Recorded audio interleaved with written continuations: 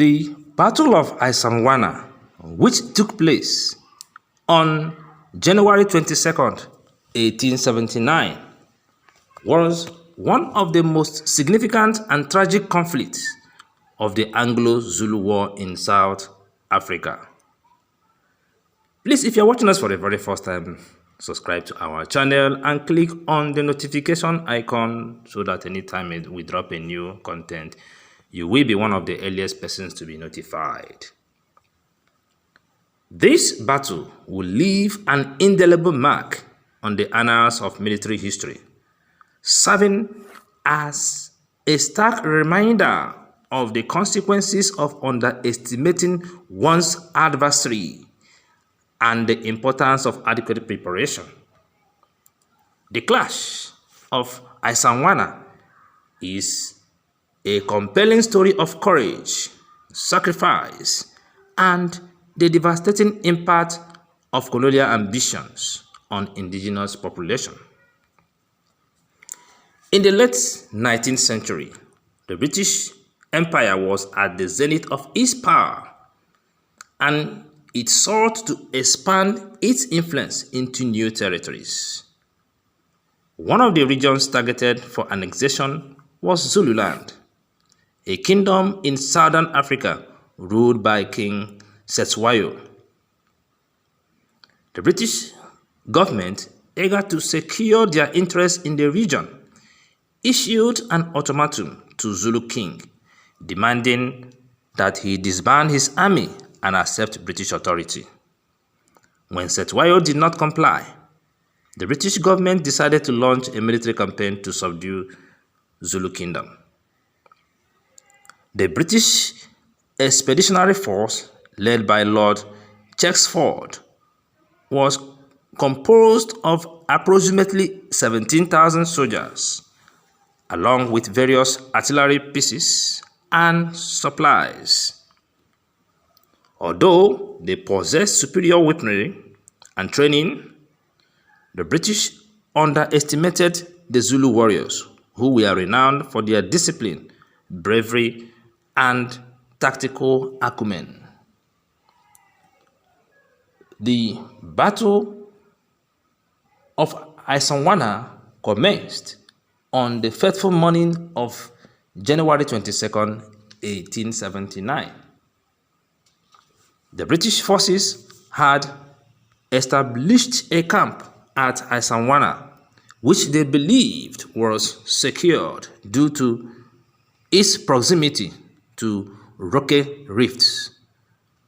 Rock Rift was a small mission station that had been fortified by the British.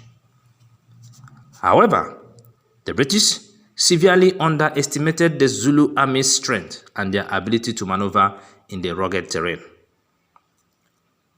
The Zulu forces, numbering around 20,000, were led by capable commander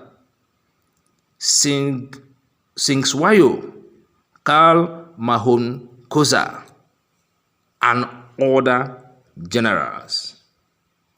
The Zulu warriors, armed with traditional weapons such as spears and shields, were divided into three formations. These formations were the chests, the lions, and the horns. This tactical arrangement allowed them to encircle and overwhelm their enemy. As the battle unfolded, the British forces were caught off guard by the ferocity and cunning of the Zulu attacks. Despite the British having the advantage of firearms, they were not adequately prepared for the Zulus' swift and coordinated assaults. The British camp at Isandlwana quickly became a scene of chaos and carnage. The British soldiers fought valiantly, but the sheer numbers and tactics of the Zulu warriors overwhelmed them. British artillery was captured and turned against their own forces. As the day progressed, the British position became increasingly untenable. By mid-afternoon, it was evident that defeat was imminent, and Lord Chesterford ordered a retreat. Tragically, the retreat came too late for many British soldiers. A significant portion of the British force had been killed or wounded by the time the retreat was initiated. The Zulu warriors pursued the retreating British and inflicted additional casualties. The Battle of Isandlwana was a catastrophic defeat for the British, resulting in the death of over 1,300 soldiers, including many officers.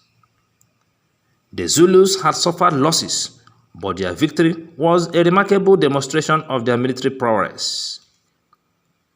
In the wake of the battle, the British government was stunned by the scale of the defeat. They quickly mobilized additional troops and launched a counter-offensive.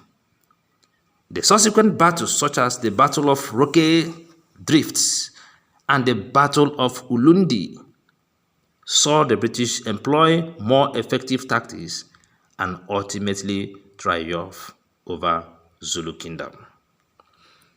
Please, if you're watching us for the very first time, subscribe to our channel, share our content so that our content will reach other persons that may likely desire them. Thanks for being part of this channel.